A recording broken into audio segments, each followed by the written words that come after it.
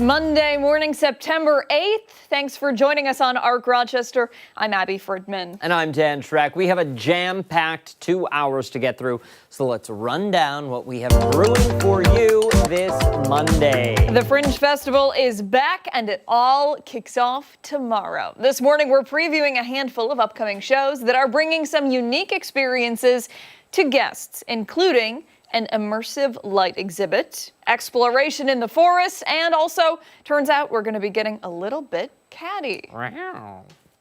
Did you like that? No. No. Okay. Thanks, though. Yeah, then we're looking ahead to an evening of hope, inspiration, and football greatness. The East House is getting ready to host its annual Hope and Recovery event featuring Super Bowl champion Joe Theismann. We're going to chat with representatives to learn all about it and how you can attend. And then later on, a local success story that is pretty sweet. This morning, we're highlighting the business Little Brownie Bakers and the local entrepreneur who made her dream come true. But before all of that, we do want to get a first check of the forecast because it's going to be a cooler day out there, starting things out rather chilly for September. Meteorologist Marty Snyder in this morning. We are talking about those early morning temps, Marty, right around 50 right now. Yeah, we are coming up a little bit. Actually, at 50 is, of course, above what we were seeing earlier this morning. A lot of areas have slid back into the 40s overnight. And you can see at least some cloud cover over Lake Ontario. One little band there, just parallel to the lakeshore, mainly just offshore.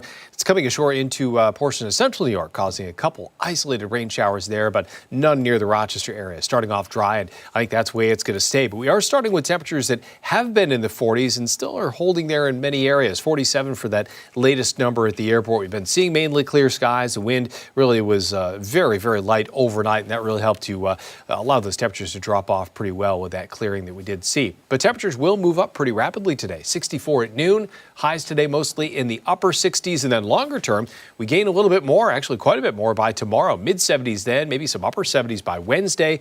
Numbers do pull back a little bit as we head towards the end of the week, but still a fairly dry week in store for us. May see a couple showers later this upcoming weekend, but still pretty quiet for a lot of the remainder of the week, and we'll keep an eye on that. But overall, it looks like some really nice weather with temperatures actually warming up a little bit as we head through the next couple afternoons. I like that. Yeah, all the sunshine, warming up a little bit. It's all good. All good things, Marty. Always nice to see. Thank you, sir.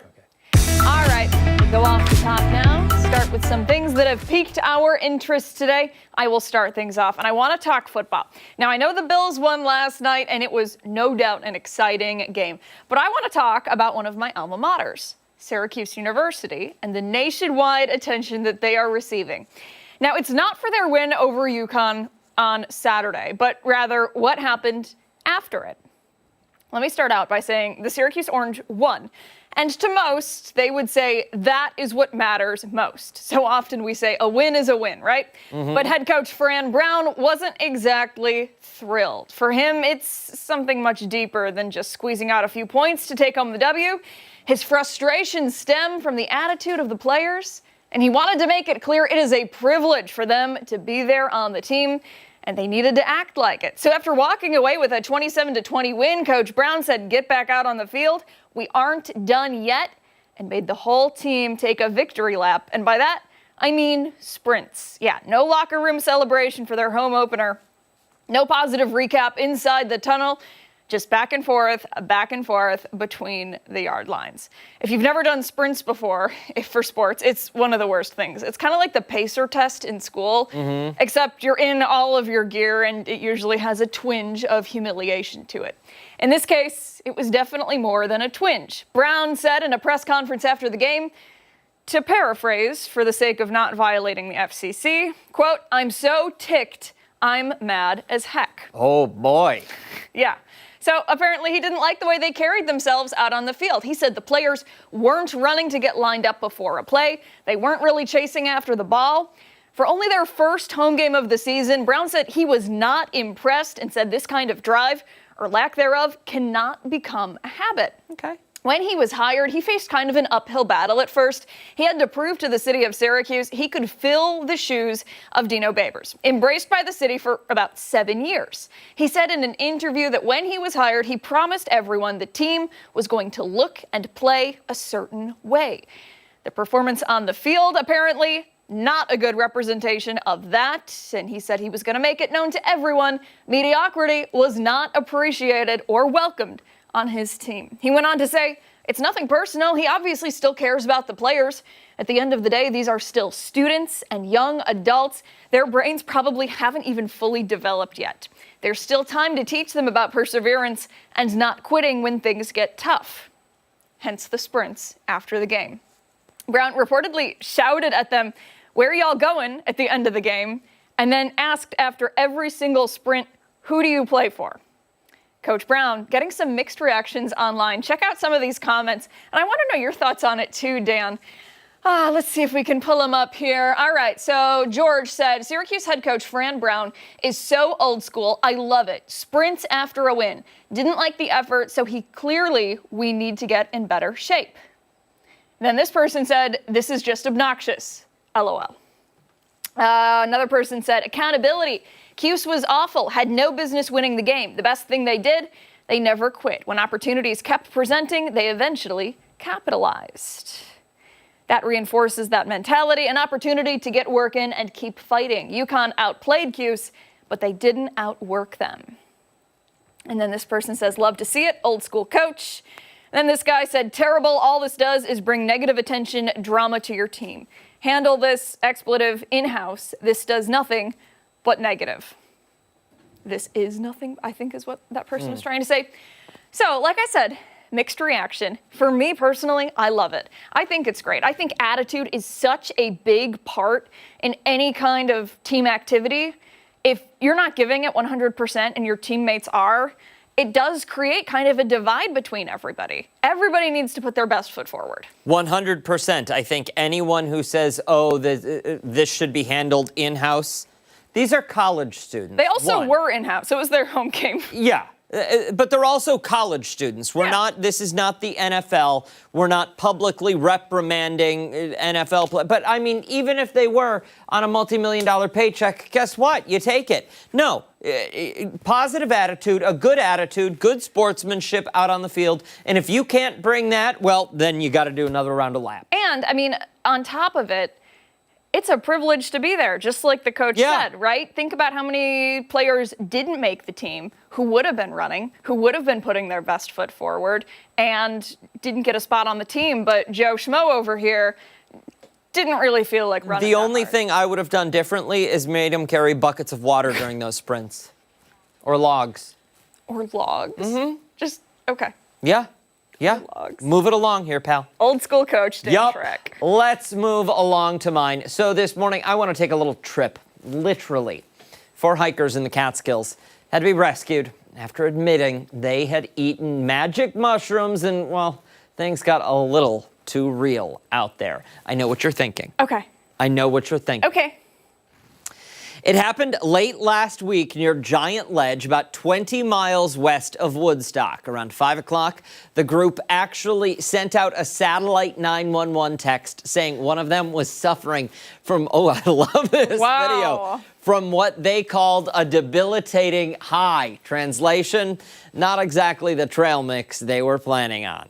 Forest rangers, firefighters, and eventually an ambulance crew all had to step in. At one point, rangers were practically holding one guy up, walking him down the trail like a wobbly wedding date. The group was checked out at the trailhead and then given a courtesy ride back to their rental. Here's the kicker. When they got back there, they realized they lost their keys. Oh, my God. The Rangers had to go back the next day. They found the keys stuffed in a bag under a log hidden in tall ferns.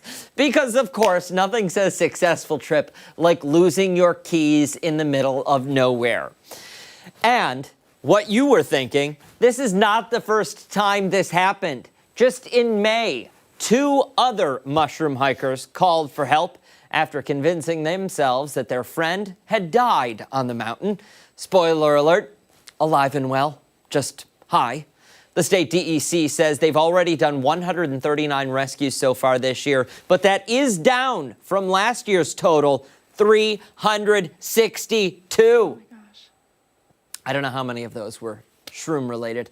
And while the numbers are serious, I think we can all agree the Rangers deserve credit for saving people from both the wilderness and their own bad decisions. Look, I'm no expert. Alone in the mountains. Maybe not the best time to try this. No. Or just do it in general. If you've done it before, yeah, maybe not the greatest spot. Just a thought. Is that a real black bear, or is this part of my trip? Well, yeah. You know? Okay, that's what I'm saying. And you know what? You're right. A big shout out to the rescue crews. Absolutely. Can you imagine, though? It's overnight. You're working overnights. Like, we work overnights. Mm-hmm. You're getting the call at 3 a.m. And you're like, come on, again? Well, I was there for the last one. When the text is that my friend is suffering a debilitating high, I mean, when that's what alerts authorities, they know they're probably going to be to some wild stuff, and sure enough, they absolutely were. Yeah. Give those first responders though the credit where credit is due, because these people made it out okay. They're fine. Yep. Nobody froze overnight. Nobody was eaten by a bear. It could have been much, much worse. 100%. Yeah. 100%. Which is why when you go and do these things, you should pack most of your faculties with you. Mm-hmm. Yes. Make sure those are in the bag, not the one with the keys, stuffed in a log, tucked underneath some ferns. And just drink whiskey like the rest of us. God. No, that's like a hike. That's like what you drink when you're camping, right? It? I don't know. I always kind of figure it's kind of like rustic, you know? So, Abby, what was it like being rescued by these guys? Very funny. Hey, stick around. We've got a lot more to come here on ARC Rochester, including when we come back, we are celebrating the first Victory Monday of the season. Don't forget, take us on the go wherever you are. We're streaming live on the 13 Wham YouTube channel and foxrochester.com. We are back after this.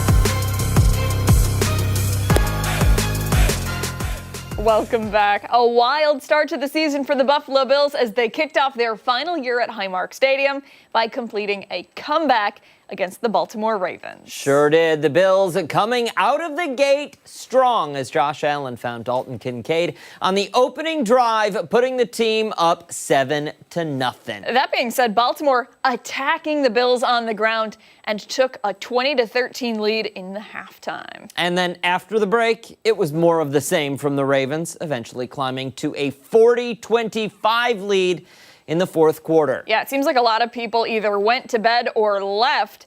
The Bills, though, would go on to score twice in 2 minutes to cut the lead to 2, setting up Matt Prater from 32 yards out. Josh Allen had a strong start defending last season's MVP campaign, finishing the game with 394 passing yards and 2 touchdowns. Allen also ran in for 2 touchdowns, passing Thurman Thomas for the most in team history. Wide receiver Keon Coleman caught 8 passes for 112 yards and a touchdown. Now, the Bills are back in action next Sunday, traveling to East Rutherford, New Jersey, taking on the Jets. Kickoff for that game, a much nicer 1 p.m. Yeah, yesterday's game also serving as a reminder of previous years. Fond memories for Bills Mafia as the new era for the team is set. Yeah, the Bills, for the last time ever, opened the season at Highmark Stadium. This before they move across the street next year. Daniel Finkelstein was at the tailgate in Orchard Park and has more on some of the memories made at that stadium.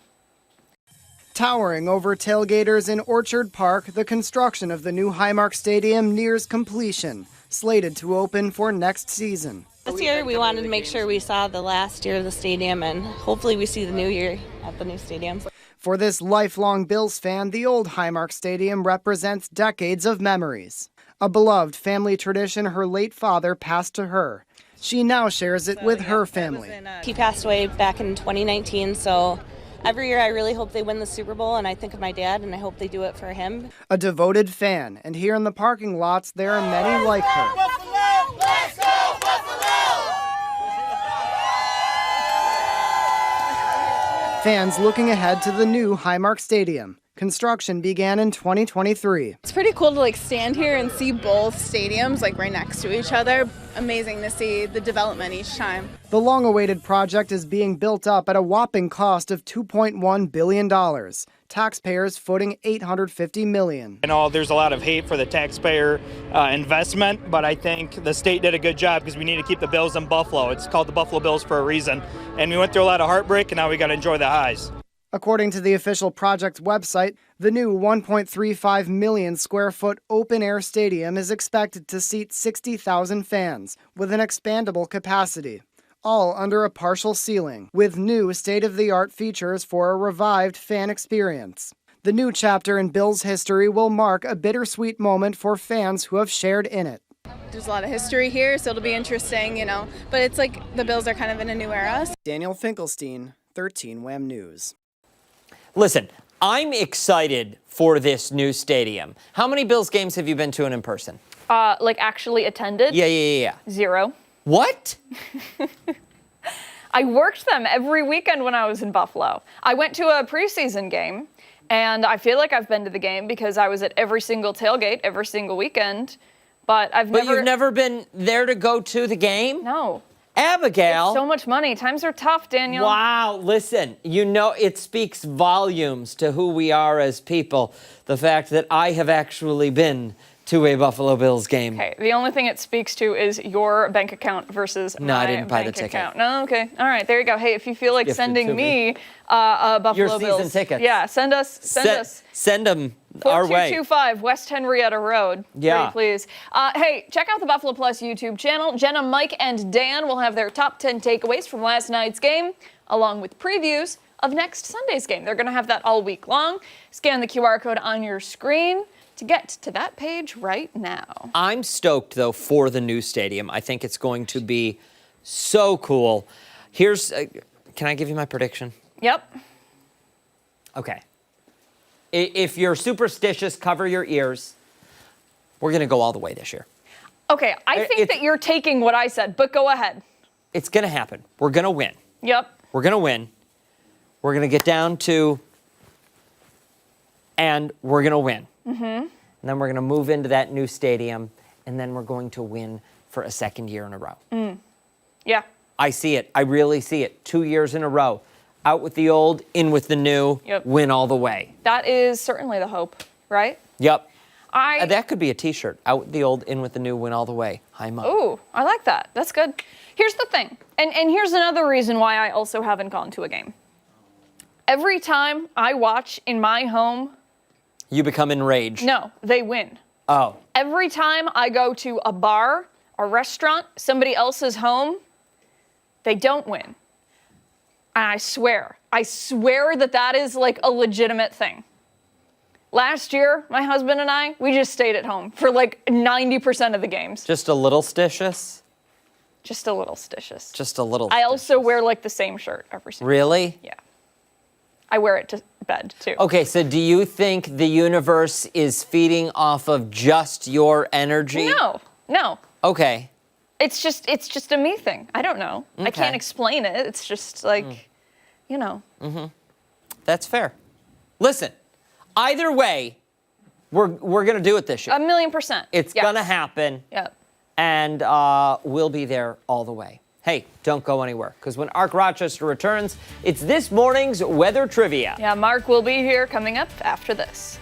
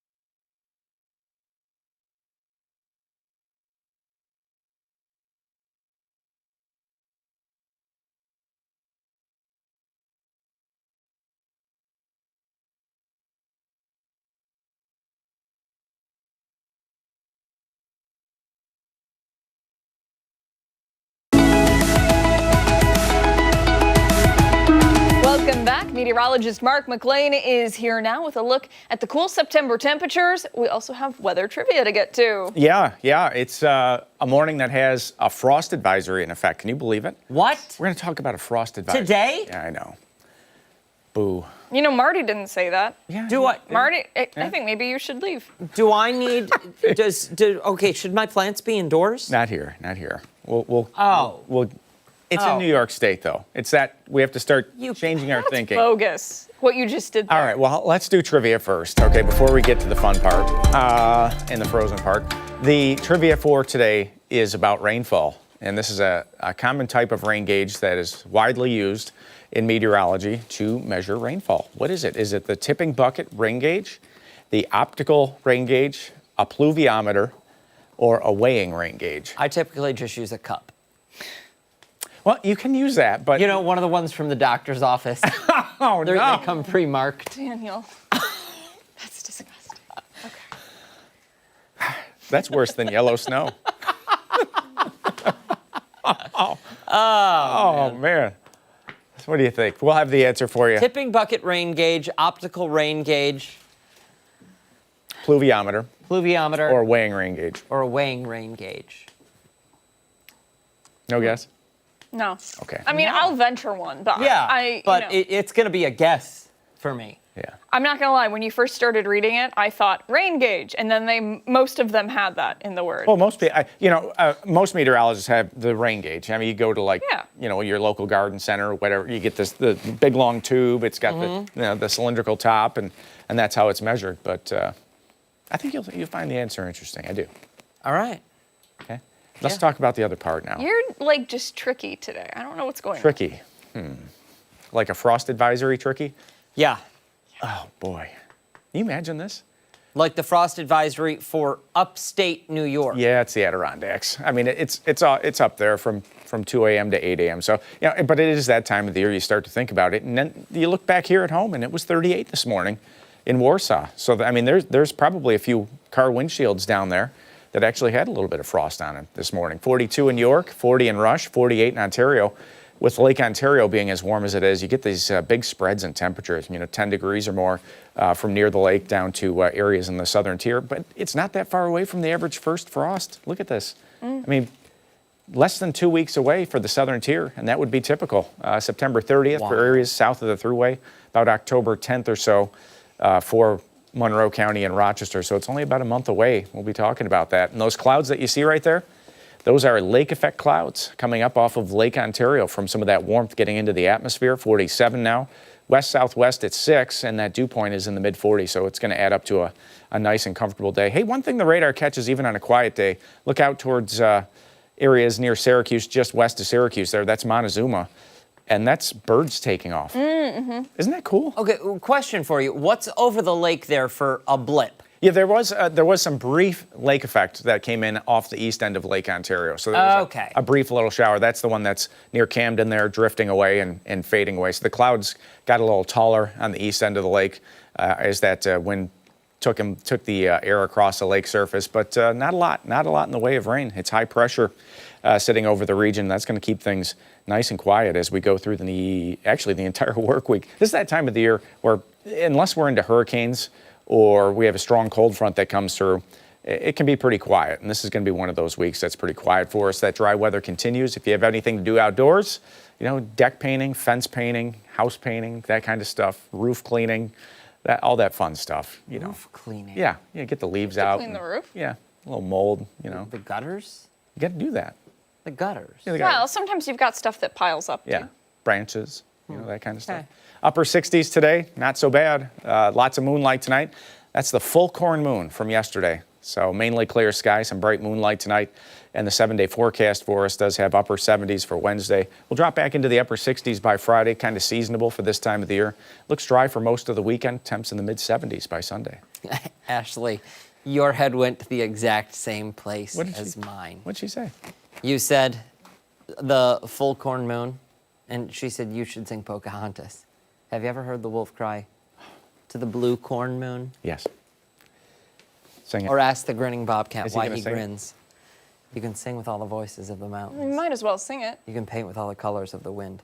You can own the earth until all you'll own is earth until you can paint with all the colors. It's only during weather that this happens. This never ends. Oh my Well, gosh. wow. Well, yeah, I mean, listen, something's got to hold my attention through your forecast. Yikes. Okay, can I just, here's my damage, okay? And, I try to be pretty positive, but here's my problem with the forecast. Brace yourself. Yeah, so I went on vacation. It was very nice. It was hot when I left, hot. No air conditioning in our house. So we were cooking in there. Go to the beach, hot there. Yeah. Loved it. I love the warm weather. I come back, and it's this garbage. And it's took fine. the warm air with you. It's fine. You forgot to I bring it just back. would have liked a gradual Yeah. kind of change, and instead it's just like It was all like of a sudden I came back and overnight. it's fall. We had that one hot week in the middle of August where it was near 90 for 4 straight days. And then after that week, it went to below normal temperatures, and we've been there ever since. So it's been about almost a month now that we've had below normal temperatures. Yeah. Wild. Yeah. Do you think this is a sign of the season to come? I don't, at this point, I would say you know, we haven't had a winter where we've had a, quote, big storm in a long time. I just... And we had a really quiet summer, too. At some point, you know? Okay. All right, it's fine. Just saying. It's fine. Hey, don't go anywhere. We've got a lot more to come here on ARC Rochester. We're back after this.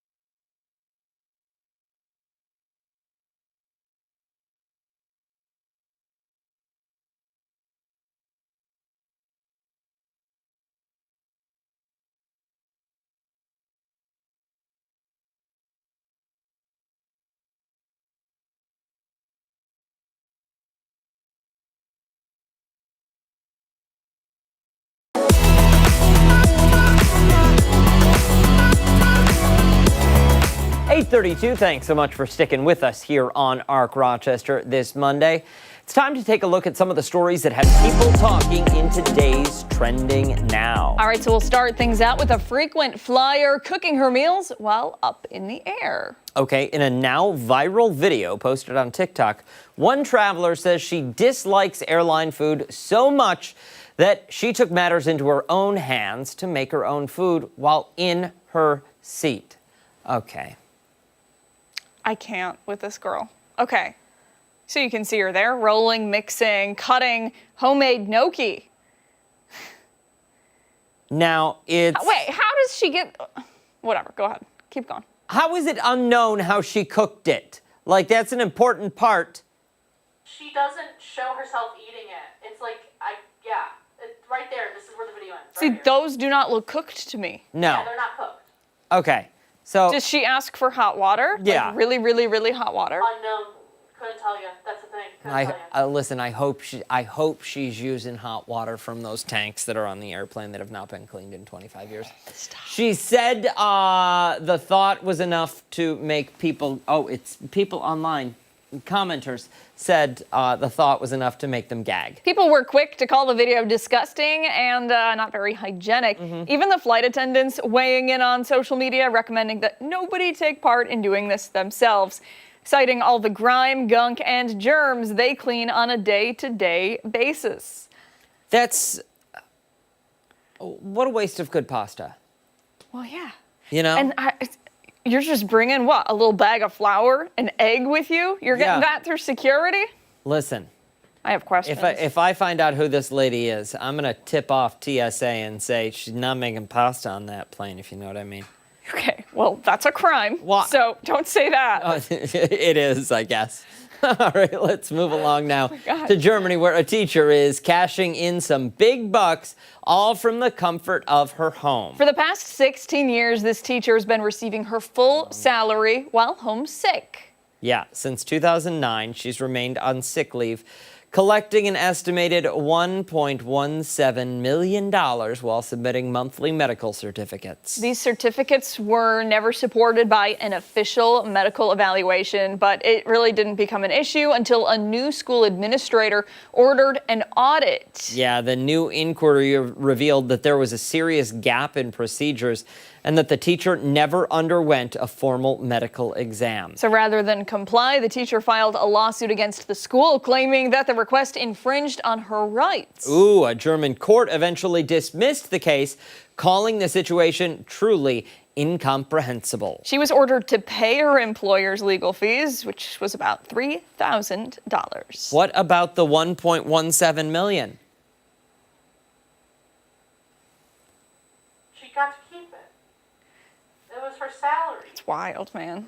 That's For crazy. 16 years. Isn't that nuts? That's crazy. I think I'm sick. Yeah, why did she have to pay the legal fees then? That was just the settlement in the end. That's crazy. Isn't it? Okay, let's move along. Something's missing in that story. Some of these stories are making me angry today. Yeah, let's move along now to a plea for love with a very big paycheck attached. Sign me up. Okay, one adult film star has offered up to $100,000 to the person who finds her a husband. It's not going to work out.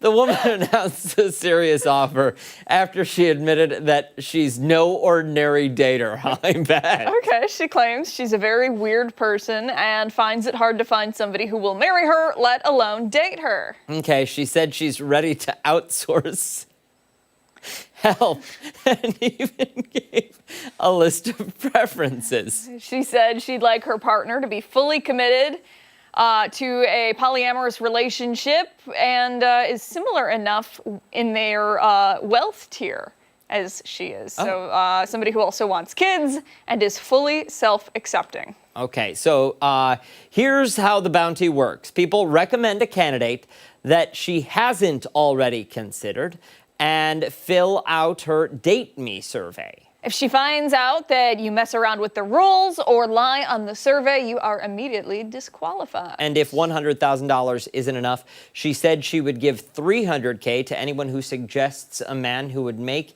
an impregnation deal with her. The deal requires the man to pay her $10 million to have his baby and raise the child with sole custody as a single mother. The adult film star says she sees herself as a pioneer of romance capitalism and is unapologetic about crowdsourcing love. So what do you think, Dan? I don't think it's going to work out between us.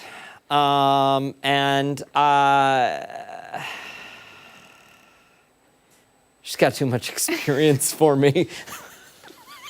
Oh my gosh, that's horrible. I know. You put the story in. Oh my gosh. I didn't tell you to put that comment out there. Oh my gosh. Okay, I'm like speechless right now. I feel like this is really, first of all, it's early in the show, and also it's really early in the week for this kind of conversation. Listen, this is I like agree a Friday 100%. at 9:50. I did not pick these stories. I had nothing to do with trending. This is crazy. You know, I listen, no matter how weird you are, girl, there's going to be somebody out there for you. It's not even weird. No, but she said that she was weird. Oh, I see what you're saying. So, like, embrace yourself. Yeah. Do your thing. You're going to find somebody that likes it. Quite honestly, I don't think you need to put the bounty out there. Well, you know. People know who you are. I think if you just say, hey, this is what I'm looking for. Yeah. I mean, you know. There's somebody out there for everyone. Well, and if you know, you end up with a person, you get married, and then they're like, yeah, I really only did it because I wanted the $1 million. That would start a fight in my household. I know it would be true. Yeah. But I'd also be like, you didn't Want to go out with me for my great personality? I don't understand the videos? pregnancy clause or whatever it is. Yeah. In there. I don't. I don't understand how that works. I don't know either. But to each their own. Yeah. Yeah. Good luck, girl. Yeah, get it. We'll report on any up. Stick around. We've got a lot more to come here on ARC Rochester, including when we come back, we're getting some ideas for easy grab and go snack. Poor Alyssa Strassman. She has to follow that. Hey, watch us on the go wherever you are. We're streaming live on the 13 Wham YouTube channel and on foxrochester.com. We're back after this.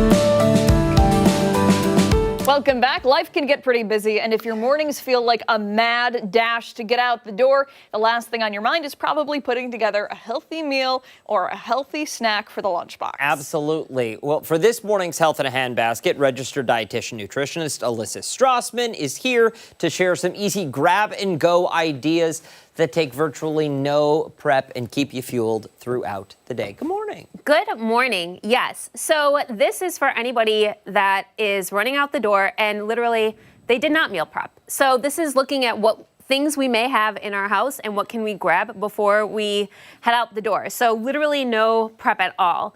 One thing that I will say is in order to be successful, we want to know what we have available to us at whatever destination we're going to. So is there a microwave? Is there a refrigerator or a freezer that is available to us so that we can put some of these things away if necessary? The other thing just to think about is containers or plates and things like that. If we are going somewhere, is that gonna be available to us or do we also need to throw that in our bag? Right.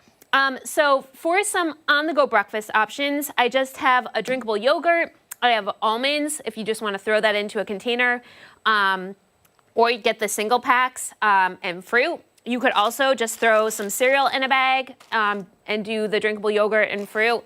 I have these little peanut butter packs. You could also literally just put the jar of peanut butter, in your bag and go with an English muffin. Or keep the jar of peanut butter at your desk. Yeah, yes, absolutely. A granola bar, you could exchange that out for toast, whatever, a bagel, whatever you have, and fruit. I have oatmeal that you can just grab a pack of with yogurt, and then you can always add fruit to that as well, and just kind of build up like a little parfait, if you will, when you get to wherever you're going. For lunch ideas, I just have these. Have you seen those salad kits? I feel like everybody goes crazy for these salad kits. Yes. But just adding a little bit of protein. So if we have these salad kits in our refrigerator already, just grabbing the salad kit, grabbing, tuna, then we have a pita or a wrap. We can throw some of the, if we mix, when I worked at a college, grilled chicken Caesar wraps were really popular. So kind of taking this, you could spread it between 2 days and stuff it in a pita. You could stuff it in a wrap. You could bring leftover chicken if you had that, or you could throw some beans in there or tofu if you wanted as well. But just trying to find a combination that works for you, but it's really quick and simple. The other thing is a stuffed baked potato. So literally just grabbing a baked potato, we can cook this in the microwave. This is like a half bag of broccoli that I had in my freezer, but just throwing that in, heating them all up, melting cheese. I had provolone in my refrigerator, so that's what I brought, but whatever you like, but just kind of making a stuffed baked potato. And then the other thing is just frozen brown rice. These are grilled veggies, and then you could always add a sauce that you like, and you can literally cook it in the microwave together. I've put like tomato sauce, I've put salad dressing, I have put like a scoop of salsa in there, and then adding whatever protein that you want or that's available. I have chickpeas here. You could add cheese to that if you wanted to. You could add leftover, protein that you have. You could put in tuna or salmon, but just really quick, easy options. It seems like all of these meals, for the most part, meals and snacks, have produce, protein, and some kind of like healthy-ish carb. Yep. Yeah. Just an observation. Yes. That is like, I always tell people try and get at least 3 different food groups at each meal. Something with carbohydrates, something with protein, and anything else. So oftentimes those might be a produce item, right? So if we think in those terms of 3, we're getting carbohydrates for some energy, protein to help give us that long-standing energy and help us to feel satiated, and our produce so that we're getting the vitamins and the minerals and the fiber that our body needs to function well. And then some just grab-and-go snack ideas. I have just grape tomatoes and a cheese stick. I have chickpea snacks and grapes, and then just almonds and dried fruit. But yeah. I mean, you make it simple. very easy. Yes. And obviously that's the goal. What kind of alterations do you make if you've got a kid? I think these could be for kids as well. Yeah. So again, talking with your kid and seeing what they might enjoy. Talk to me about what your thoughts are when you think about kids and eating and what's presented here. Oh, I don't know. I'm just wondering what are they? Do kids like tuna? They may. We did growing up, but it could be a protein that they enjoy. Fair enough. Yeah, every kid is different. Here's my question: can you bring tuna to the workplace? I always feel a little guilty. It's okay? Yes. Listen, I cook broccoli here every morning. Yeah. But I'm also not allowed to eat yogurt near you. I didn't know if there were like certain... Okay, I can't do the smell. Here's what I will say about fish and in the workplace. The microwave. That can be stinky if we're cooking fish in a microwave. Yeah. So I would say that may be one to stay clear of. I avoid it. I do not eat it at work. I wait till home. But, this right here looks delightful. Yes. Be all over that. Popcorn is also not a great smell a day later when the microwave still smells like it, right? I don't know. I don't mind popcorn. That I was love actually popcorn. something. It was in our I feel like that was at 3:00. It smelled like popcorn in our Popcorn time? workplace. Yeah. Maybe Hey, we just need to I'm do it never more mad often. about it. I love popcorn. All right, Alyssa, hit him with the website so people can check out more information. Yes, you can go to my website, alyssastrassman.com, or you can follow me along on Facebook, Alyssa Strassman, RDN, CDN. Excellent. Sweet. Thank you so much. We appreciate it. Hey, stick around. When ARC Rochester returns, a closer look at an upcoming Fringe Festival show that's using light to create an immersive experience. Yeah, we're going to talk about it after this.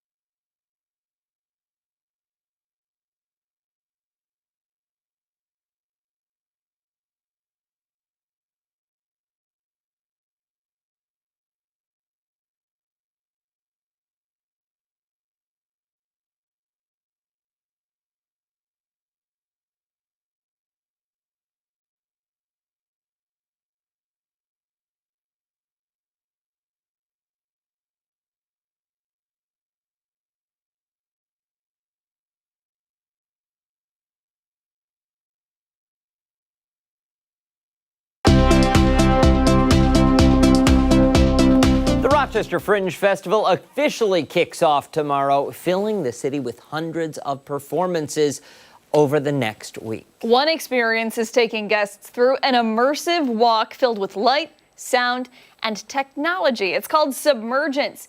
Joining us now is Michelle Leck, the production assistant from Squidsoup, to talk more about it. Good morning to you. Thanks so much for being here. Thanks for having me. All right, there's a lot going on behind you right now. Tell us what we're looking at here. So this is our LED grid. It's 5,300 lights that are all individually programmable and make a really interesting immersive experience that you can experience as a social group. A lot of digital art is very, think VR headsets. It's a very individual experience, whereas this is meant to be like a social thing. That's very interesting. Who at Squidsoup came up with the idea for this? So it was our director, Ant. It was his PhD thesis. Wow. He wanted to create like a digital space you could exist in as a group. It's the very art technical thing is, we call it the exploded screen. It's a digital space you can exist in. I'm getting, just from the lights hanging behind you, I'm getting Matrix vibes. Yeah. Is that along the right lines? Absolutely. So it's hung as a grid. So you do read it as that. That is really, really cool. And so we're looking at some video of it right now. Explain to us the experience as a whole. So people show up to the Spiegel Garden, and what do they experience? So it's light and sound. So you'll be given a headset if you want to be part of the silent disco, but it will also have speakers. And the light is timed to the sound. So you get different effects during different parts of the show. It's about a 14-minute loop. So it's Michelle, are you walking through the grid? Are you weaving in and dancing, you are? You're not just standing on the, you're not just standing around the perimeter. Immersive, you can walk all the way through it. That's wild. I feel like I'd get dizzy or like, start to panic or something. Do people feel that way, or is it more just kind of calming? It can be disorienting, but not necessarily in a bad way. And people don't tend to panic because of the way the lights are in the dark. It's actually quite a soothing experience for most people. And it can be very time consuming. People spend a lot of time inside the grid. I bet. I'm willing to bet people go and they don't just watch the loop once. They watch it 2 or 3 times. Yeah, especially as you want to make sure you get the best part. Yeah. Pictures and selfies. You want to be sure that you're standing in the right spot for what you want. There's no one place to view it from, but it's people have their favorite places. As far as selfies go, that's something that's okay? That's something that's allowed to do in there? Absolutely. We know that people enjoy it and want to make memories, so. Well, it doesn't happen unless you post it on Instagram. This is true. Do it for the gram. Absolutely. Michelle, you are a production assistant. Tell us a little bit about your responsibilities with this show. So it's making sure it looks good, making sure it travels safely. A lot of what I do is in logistics, not as interesting as coming to Rochester and setting up, but needs to happen. I mean, it looks like it's going to be an incredible experience. When do you open? I imagine tomorrow, and do you run right through the entirety of the Fringe? Yeah, tomorrow at 7 p.m. is our first night. Tomorrow at 7 p.m. at the Spiegel Garden. Do you ever get some butterflies before? You kind of no, I'm feeling confident. Yeah, always get butterflies, but that's part of the enjoyment. Well, look, I think people are going to be truly thrilled to see the display at night. And listen, it looks very interesting to the eye visually during daylight hours, so I can only imagine how incredible it will look tomorrow night. Yes. Michelle, thank you so much for your time this morning. I really appreciate it. Thank you very much for having me, and I hope everyone enjoys the Fringe. Thank you. All right, much more to get to this morning on ARC Rochester as we continue into our 9 o'clock hour. We are back on the other side of the break.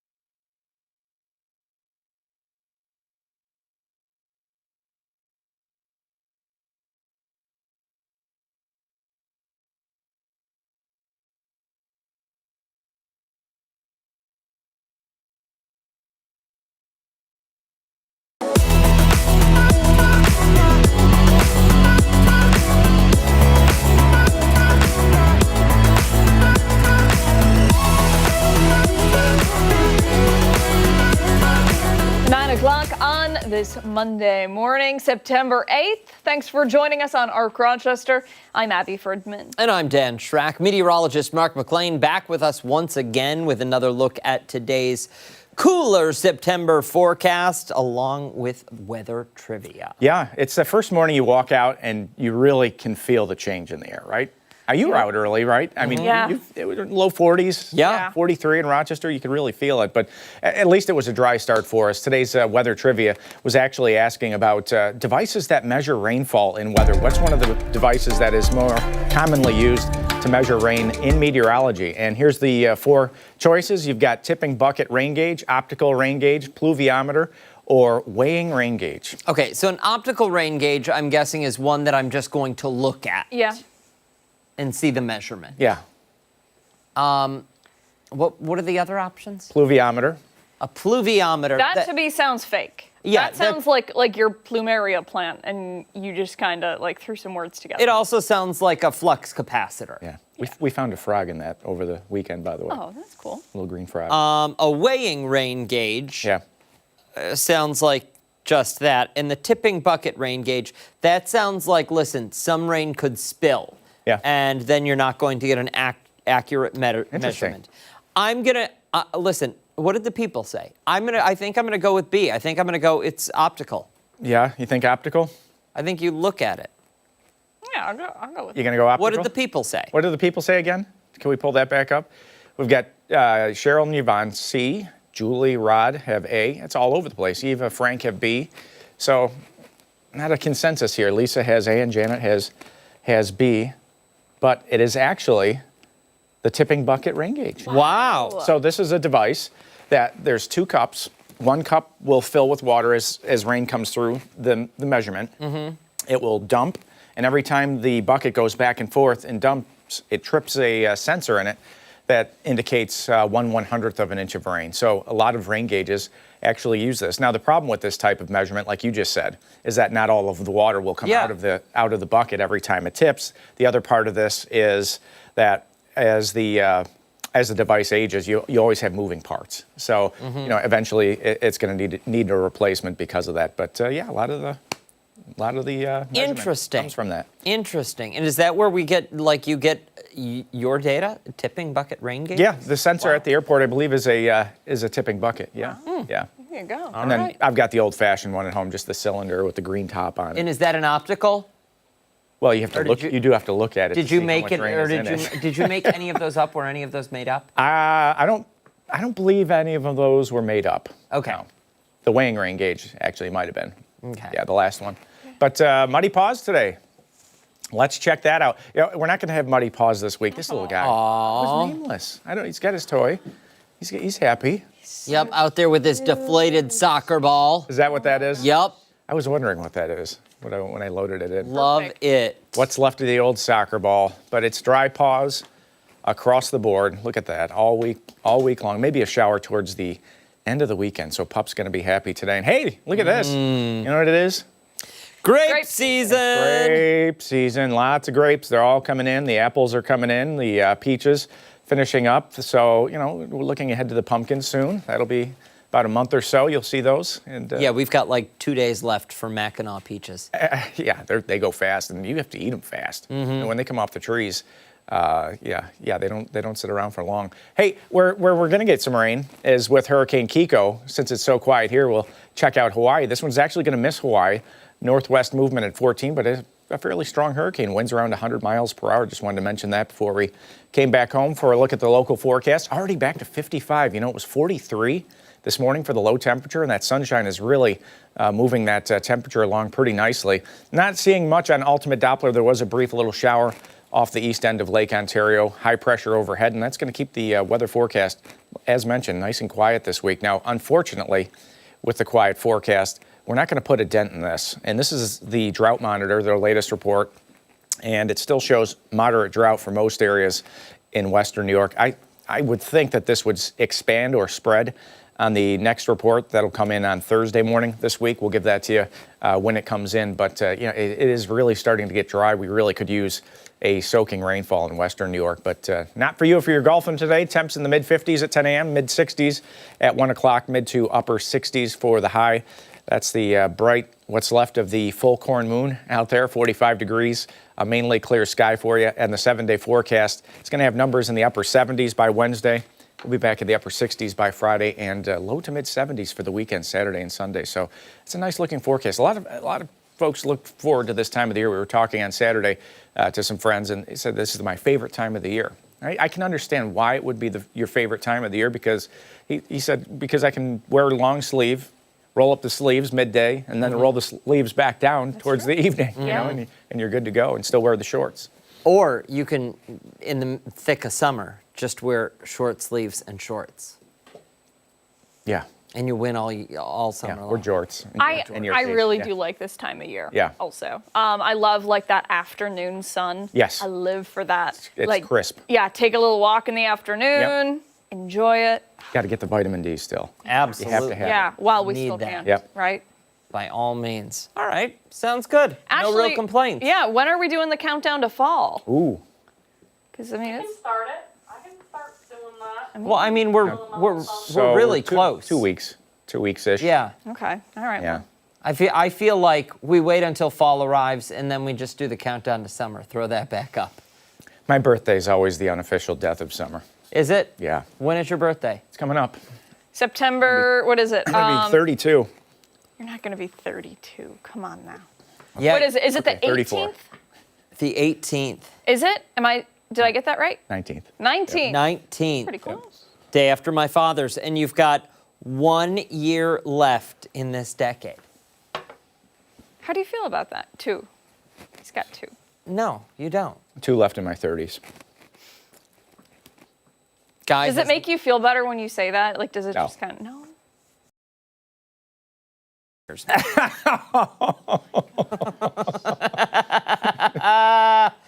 Yup. Hey, stick around. We've got a lot more to come here on ARC Rochester, including when we come back, we are looking ahead to East House's annual Hope and Recovery event. Don't forget, take us on the go wherever you are. We're streaming live on the 13 Web YouTube channel and foxrochester.com. We're back after this.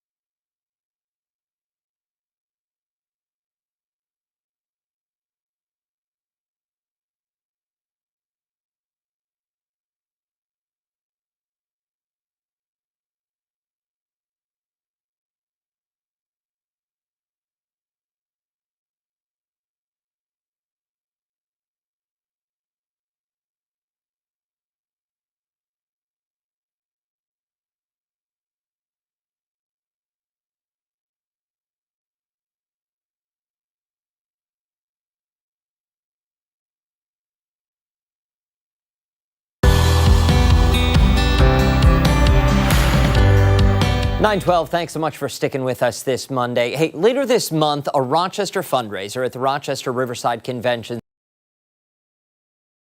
East House, a place that empowers people in recovery from mental health and substance use disorders. This year's Hope and Recovery event will host NFL champion Joe Theismann.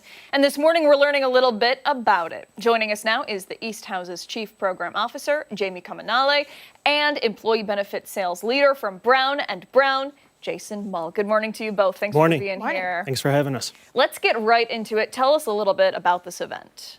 Yeah, so it's our annual event. It's our major fundraiser for the year. It's at 5:30 at the Riverside Convention Center, and this year we're featuring Joe Theismann as our speaker, and our sponsor is Brown & Brown. For those who are unfamiliar with the great work you do there, explain it to us. So we serve individuals who are in recovery, both from mental illness and substance use disorders. Our primary goal is to make sure that they have housing and supports so that they can be independent in the community and live fulfilling lives. That is incredibly important, I'm sure. And do you know how many people you serve every year, if you had to guess? Yeah, not a guess. We serve over 1,500 people annually between community support services and some of our housing support services. That's remarkable. Jason, what is Brown & Brown's involvement in this? So we've supported East House for years, but this last year we decided to really step it up and be the lead sponsor for the next couple of years. Really excited that Joe Theismann happened to be the event this year as well, so we're excited about that, being a sports fan. But East House is just an amazing organization, and what they do, the people that they support, the services they provide are incredible. And, you know, if you were to go out to their website and just take a look at the different stories of hope and recovery, there are a ton of them out there, but one that really stood out to me and Brown & Brown was their one with Suzanne and Hassan, where two different paths of life met together, their peer supports with each other. And then Suzanne said something that really stood out to me as well on their recording was that God gave her a second chance at life, and East House taught her what to do with that second chance. So a lot of great things, a lot of stories of hope and recovery, and at Brown & Brown, we're all in. We're here to support them over the next 3 to 4 years at a minimum, at the highest level, and really appreciate everything they do for this community. It must be emotional to hear these stories, to witness this recovery. You know, tell us a little bit about that. I know for me, because I'm in it every day, sometimes to take a step back and really listen to the impact that we're having it reminds me every day why I wake up and do what I do. I've been with East House for 15 years, and I haven't looked back once. I mean, it's just been such an amazing journey. You know, there's always going to be times where maybe we're just not the right fit for some people, but more times than not, as he mentioned, you know, we're there for everybody, and it's something that is just fulfilling. And I think if you ask any East House employee and anybody's lives that we've touched, we've been there for them. What does that support of the community, what does that support from Brown & Brown mean to you? You mentioned you got to take a step back and look, but do you realize the great work that's being done when you're in the thick of it? I do sometimes, right? When you're in the thick of it, you forget. But then as the day ends and you kind of reflect back on what you're doing, or you're talking to one of the staff, it certainly does motivate you to want to keep going. And I think that helps all of us kind of who are in it together remind ourselves why we're there and why organizations like East House exist. And the support from Brown & Brown, we couldn't do the work we do today without the support from places like Brown & Brown. That is excellent. And I'm sure support from the community is a very, very big portion of that. So the event is coming up later this month. Can people buy tickets? Do they need to buy tickets? Do they show up? How does it all work? Yeah, they need to buy tickets. If you go to easthouse.org, that's where you're going to find tickets for the event. It's September 18th at the Riverside Convention Center. 5:30 is when the event starts. 5:30 is when the event starts. Jason, what would your elevator pitch for someone who may be sitting at home this morning thinking, you know, maybe I will, maybe I won't? What's the sell for you? Get involved. Give East House a call and come take a tour of the facilities that they have. Take a look at everything that they're doing. There are so many different steps and services and programs that they offer. That really separate themselves from a lot of others in the community as far as offering certain types of services. They're the best at it, really good at it. And I would just say pick up the phone, give us a call, let's do a tour. And even if it's just volunteer work versus financially given, come jump on board with us. Excellent. Terrific. Thank you both so much for your time today. We really appreciate it. And we'll put all of the event information over on foxrochester.com. 9:17 this morning. Don't go far, because when we return here on ARC Rochester, we're learning more about a local business that's making their dreams a sweet reality. We're back after this.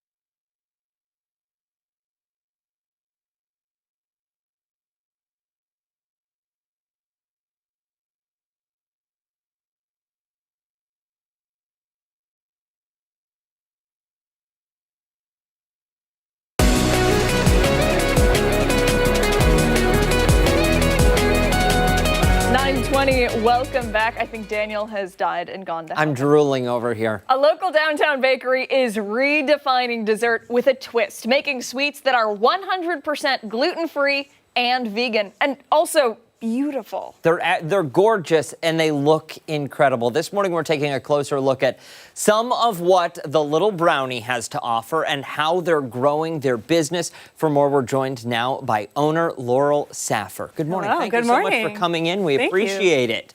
So we were talking a little bit during the break, and this business was born during the pandemic. Yes. Tell us how that happened. Yeah, so 2020, we're all sitting at home and trying to think of what we can do. And I've always had this dream that I could really start making cookies and selling them, because gluten-free and vegan desserts don't always taste the greatest. So I thought, like, I'm gonna do this. I'm gonna make it so people can really enjoy it.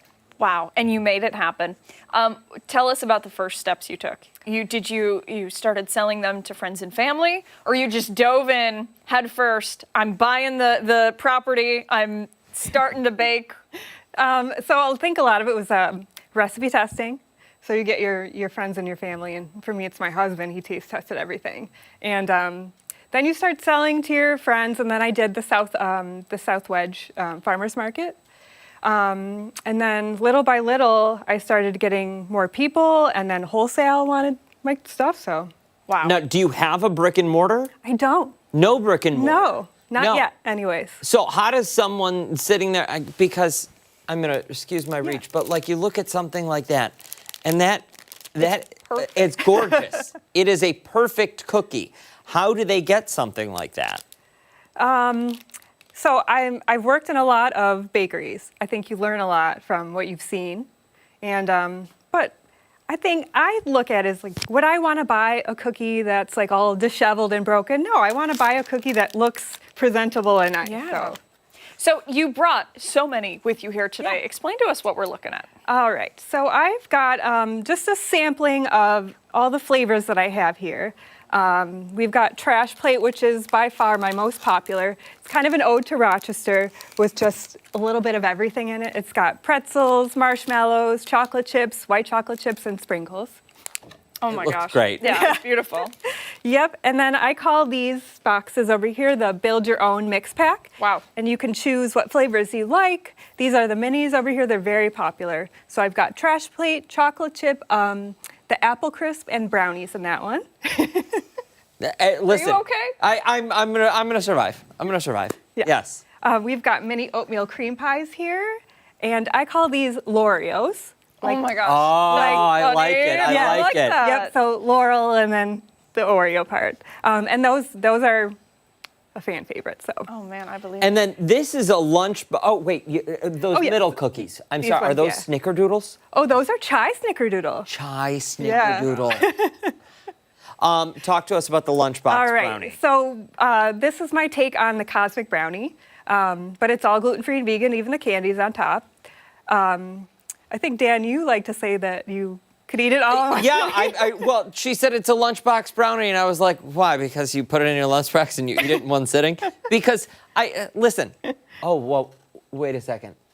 It's hefty. You might not be able to eat that. Feel how heavy that is. You might not be able to eat that in one sitting. That's like. No, that's definitely a got some weight 2-pound to it. brownie. Maybe like 2 sittings. Yes, 2 sittings and a gallon of milk. Yeah. I mean, absolutely incredible. How do you come up with the recipes? Oh, wait, and what is that? What is that? This is a lavender sugar cookie.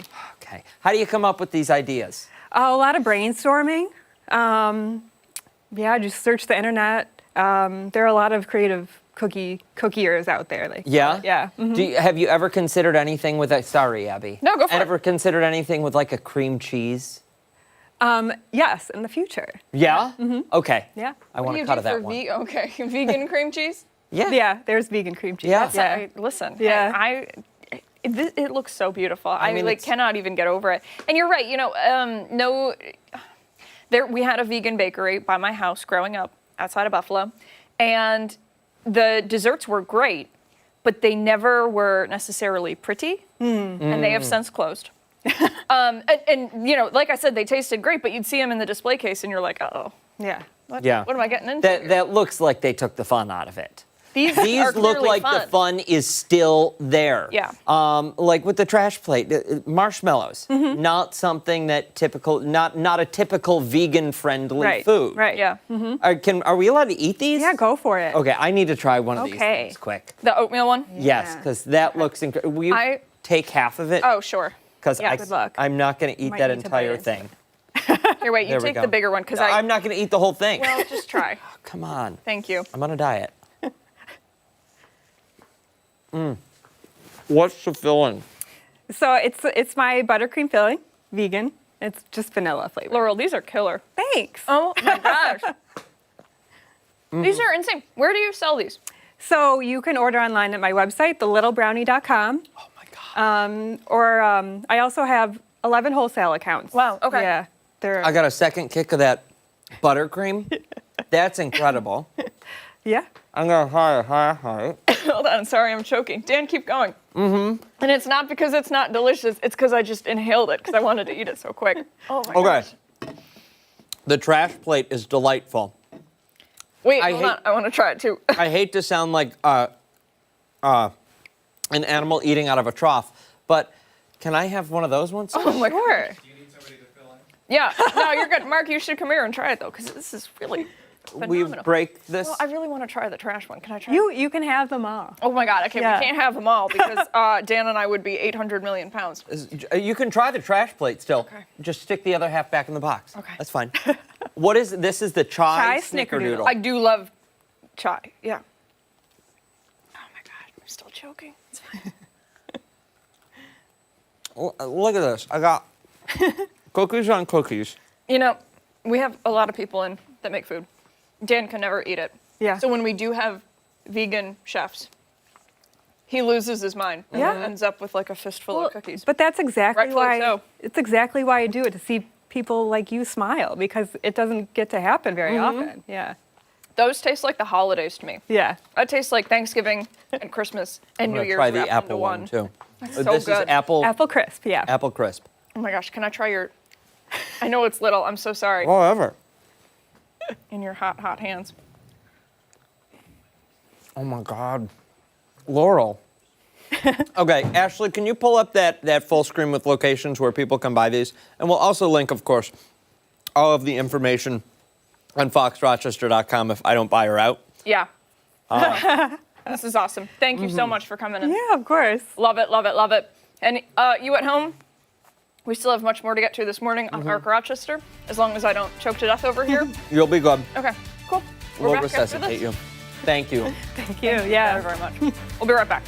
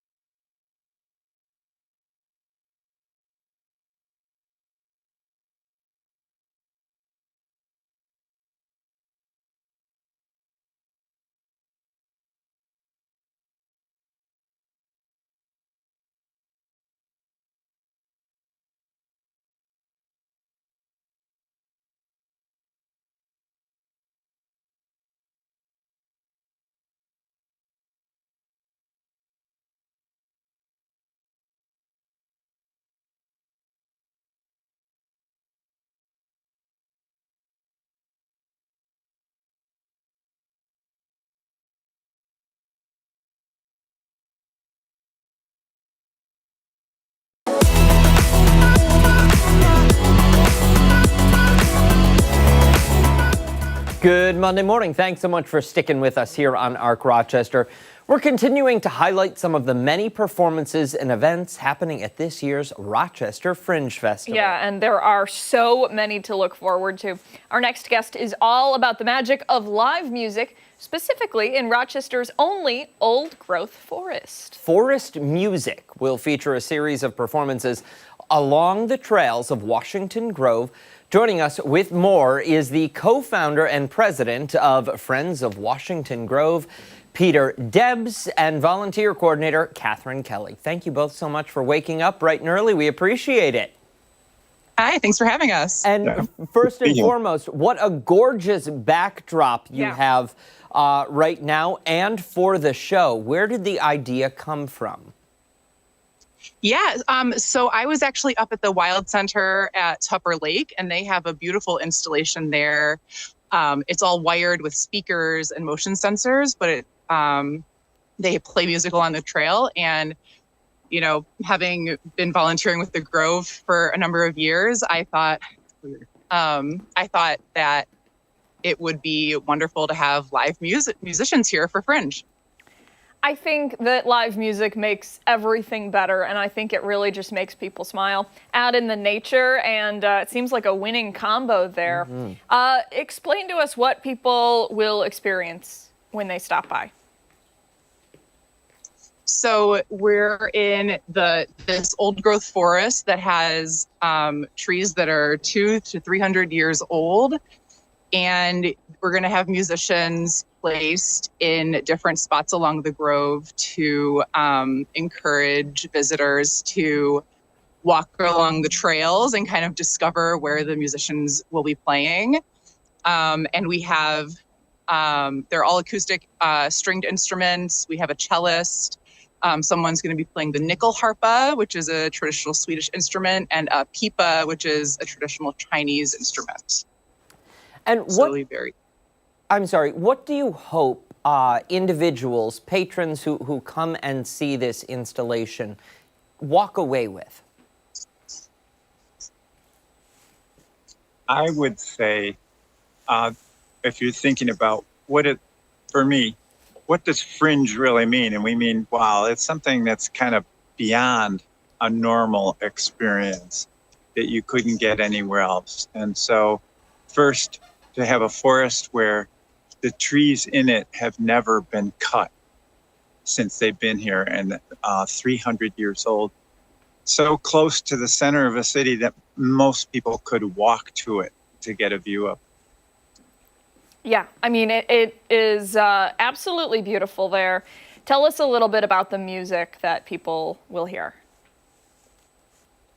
Yeah, so we have it's mostly going to be ambient music that the instrumentalists will be playing. So it'll kind of blend with the chirps of the birds and the chipmunks and just like the ambient and kind of blending with the ambient sounds of the forest. I mean, it's really such a brilliant idea, and I can only imagine what the music will sound like with that sound of nature as the backdrop, and the view of nature as the backdrop. I really think it's going to be something spectacular. We certainly hope so, and thinking of all the ways in which we work through our lives with so little connection to something completely natural like this is an amazing opportunity.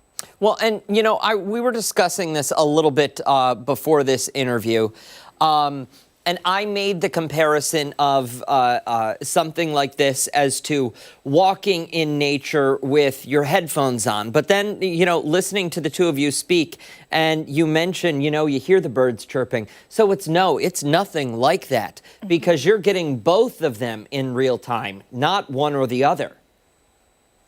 Mm-hmm. Yeah, if anything, it enhances it. Yeah, I bet it does. What have other people said in the past when they've experienced this? Well, this is the first time we're doing this event. Mm-hmm. But we lead, guided walks in the Grove frequently, and people are always just amazed at the ecosystem that we have here. There's definitely some like unique plants that you don't see. And there's lots of birds that will migrate through here. So people are just in awe of the huge trees and just this, you know, it's a relatively small forest, but you really feel like you're out of the city. Yeah. And I think that will be, I'm sorry, go ahead. There's an aspect to it that most people wouldn't even really think about or know, which is that we now know from various research that trees are actually beings. And when we say a being, that means you think of a living organism that has sensation of its environment and responds to it. And we know that trees do that. We know that certain sounds or activities by humans actually cause a response in the trees themselves. So that's another, I think, if people hear that and now start thinking about it and come into this woods and be surrounded by beings that they never really thought of as beings is an amazing experience. I bet it is. Yeah. And listen, it sounds like a truly awesome, and I mean awesome experience. It really does. much for taking time out of your morning to speak with us. We wish you nothing but the best at the Rochester Fringe Festival. Thank you again. Thank you so much. Thank you. Much more to get to this morning on ARC Rochester, including when we come back. The Fringe Festival coverage continues. A closer look at another show, this time letting the cats out of the bag. Yeah, hey, and don't forget, you can watch us on the go wherever you are. We are streaming live right now on the other side of the break.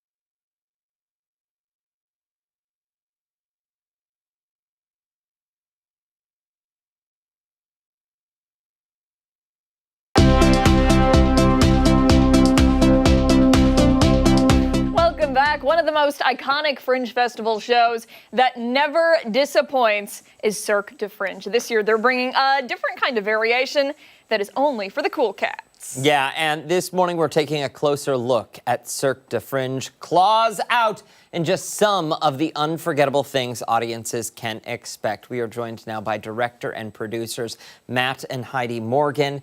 Thank you both so much for coming in. Matt, my friend, you need a shave. This is the first time anybody has ever said that to me in my entire life. Really? Yeah, there has been not to get too wide here this early in the morning, but sometimes there's a me in my underwear thing that happens. I don't have very much body hair at the show. Oh. Sometimes. Yeah. I don't know if that'll happen this year. Okay. But so I don't really have body hair. But so thank you for that. That's sweet. You know, we've had you guys in before, and every year the show is just so jaw-dropping, honestly. It's like you read about it and you think you know what you're getting, and then you guys come in and we hear more and we're like, wow, okay, Yes. this is crazy.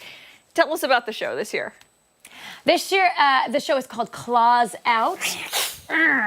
It is a loose parody of Cats the musical. Yes. It is hosted not by us, because we're just cute little theater cats. Yes.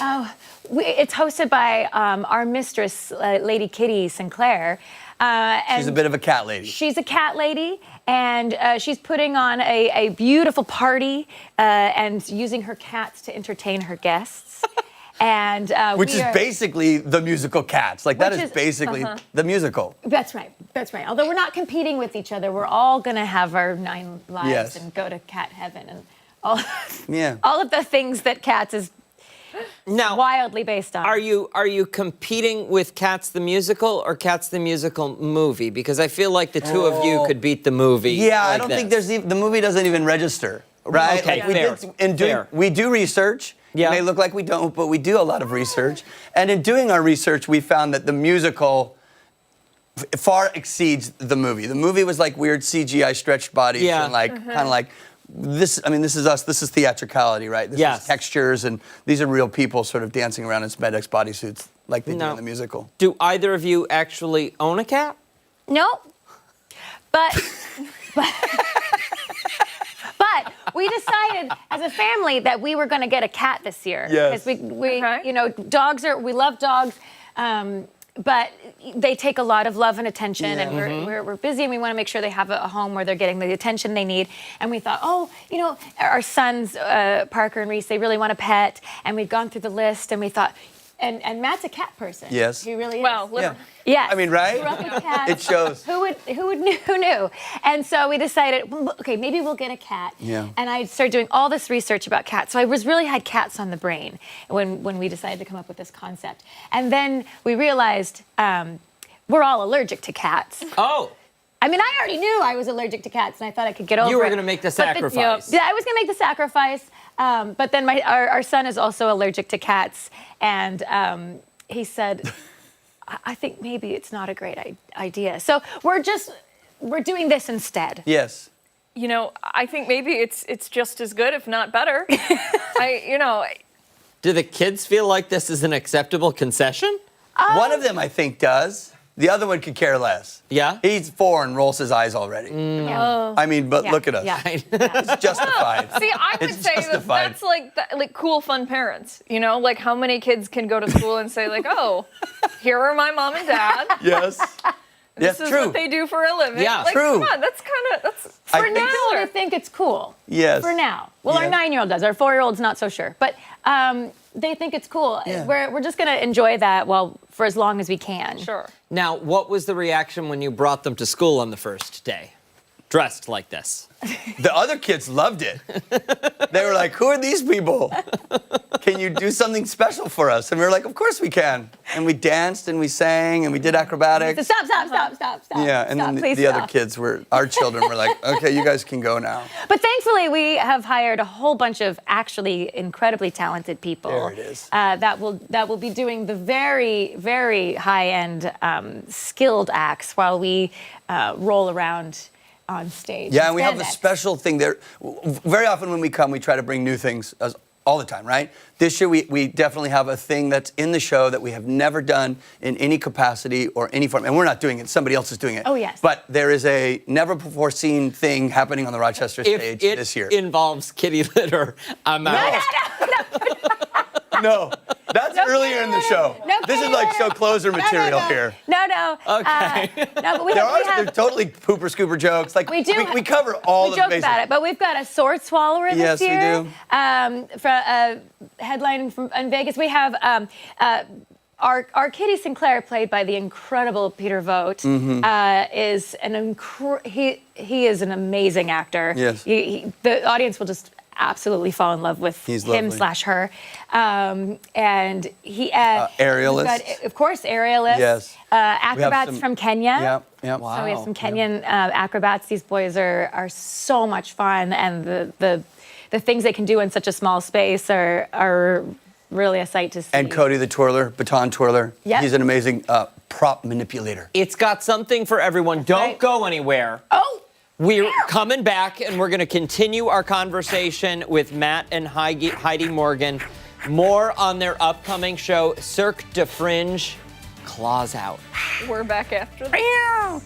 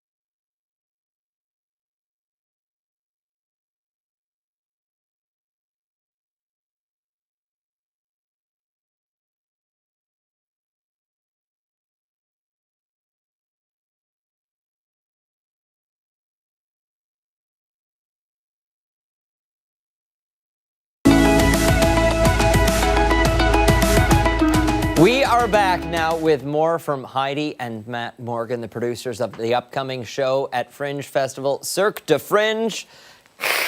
Claws out. You do that really well. Have you practiced? I know you said you've done your research. What a loaded question. Well, I mean, you We know. don't practice. Are you kidding No, me? like you just decided you hissed once and you're like, this is good. Well, remember, I was a cat person. I had cats as a kid. So, like, I've got kitty litter in me. Oh. That's weird. I've got cat. I was gonna say cat juice in me, but that's also weird. That's also. I've got just a yeah. You love Anyways, cats. Next question, please. Okay, so you guys, this is 11 years. Yes. 11 years you've been going to the Fringe. And we were talking during the commercial break about how the shows have evolved over the years. Yes. You said you started with suits and vintage clothes, and now we're here. Yes. What went wrong? No.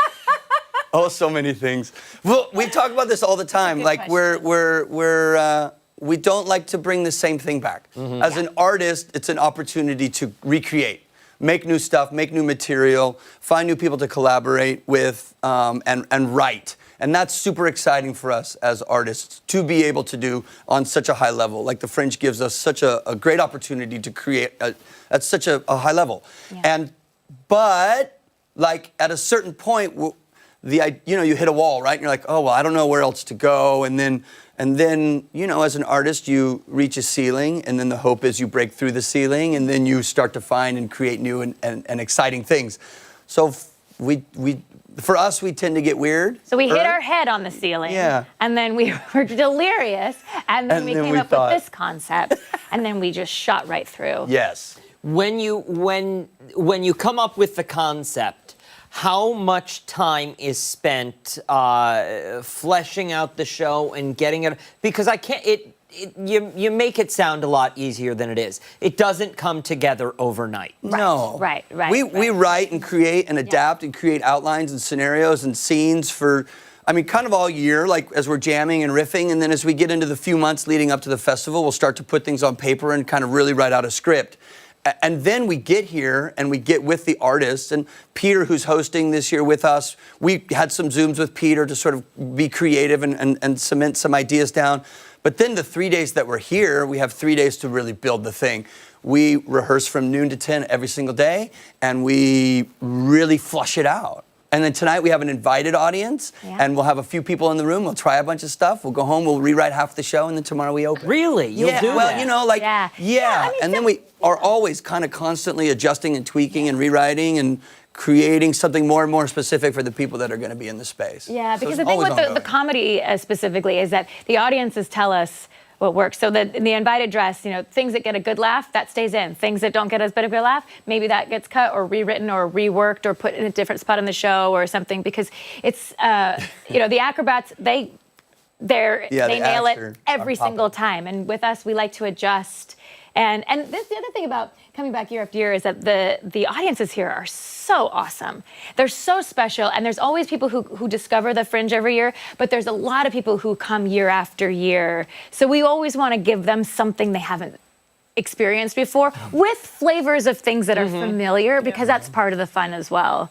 Okay, I have a question. We're running low on time here, but I want to know. When you two met, you know, you're dating, whatever, did you ever think, this is going to work because I know that we'll match each other's energy? Yes. Yeah. So when we met at what's now called the Gary Marshall Theater in Los Angeles, and Heidi was working on a show, and I was there sort of helping the artistic director do some things. And I walked through the curtain to go to the dressing rooms in the wings, and I stopped, and Heidi was sitting on a giant box strapping on a pair of stilts. And I thought, oh, cool. And then it's... And he was real smooth when he came over to talk to me. And then as we started to work or date and everything, I was like, come on, you're going to come be a clown. Yeah. And then... Before that, did you both have Here we things are. for furries? Oh my goodness, there's a story there that I'm not going to tell right now. No. I did work at Disneyland, but no. You do not want to miss the show. Cirque du Fringe, claws out. Matt and Heidi Morgan, thank you both so much. They also have Shopspeare again this Come year see that opens Shopspeare. next Friday. Titus and Andronicus. When we come back, our final thoughts this Monday morning.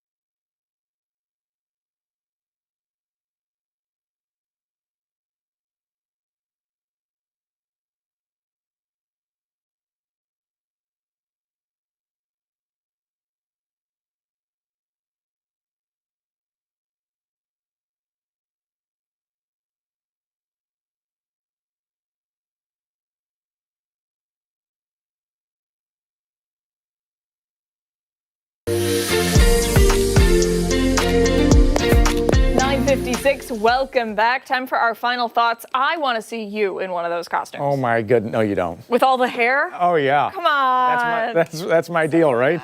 You know why I love this show? Because you never know what's walking through that door. No, you have no idea. We had a little bit of everything. We had cookies. Yeah, they were great. We had cats. Cats. Yeah. A Yes. lot. Adult film I stars. wasn't in the studio for that one, to be fair. It was a lot. Yeah, It's it was always a lot. fun, Yeah, though. And guess what? Somehow we're going to do it again for you tomorrow and put a new bow on it. The show starts at 4:57 on 13 Wham. That's right. ABC. Much more live local news coming up later today. 13 Wham News at midday. We'll see you then. Bye.